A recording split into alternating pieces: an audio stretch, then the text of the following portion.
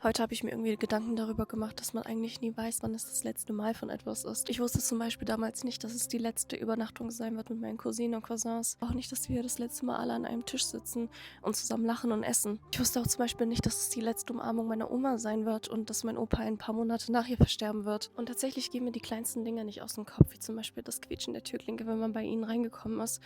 Und der Geruch von frischer Pogača und Grach frühmorgens, egal wann du gekommen bist, es war schon immer fertig und immer frisch. Er hat den leckersten Kaffee gekocht, obwohl ihn alle gleich kochen. Er hat mir zum Beispiel auch nie geglaubt, dass ich gefrühstückt habe und hat immer eine dicke, fette Scheibe Pogača mit viel Eurocreme beschmiert.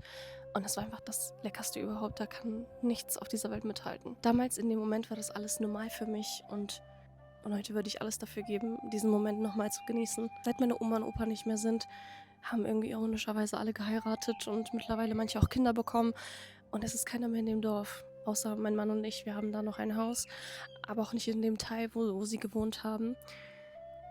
Und für mich ist es so schlimm, dahin zu gehen und an diesem Haus vorbeizufahren, was jetzt leer ist. Und zu wissen, dass ich auch nie wieder in dieses Haus reingehen kann, bricht mir das Herz. Und ganz plötzlich stand eben dieses Haus leer, was eigentlich das Zentrum von uns allen war. Und wir haben uns alle immer dort getroffen, jeden Abend, Kaffee und Kuchen, jeden Abend. Und obwohl mein Mann und ich eigentlich noch die Einzigen sind, die in diesem Dorf geblieben sind, ist nichts mehr wie vorher. Familie nicht, der Zusammenhalt nicht. Es ist alles zerbrochen. Irgendwie finde ich das so verrückt, dass man sich in dem Moment nicht bewusst ist, dass es das letzte Mal ist. Deshalb geht euren Großeltern nicht aus dem Weg, weil sie euch auf die Nerven gehen. Oder ihnen zu sagen, oh, das hast du mir schon 5-mal erzählt. Denn es gab eine Geschichte, die mein Opa mir jedes Mal erzählt hat. Also wenn ich gekommen bin, bestimmt 5-mal.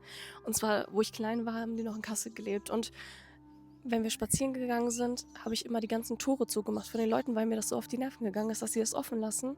Und mein Opa, den hat das so gefreut, weil er so ordentlich ist. Er so, Leila ist so ein ordentlicher Mensch.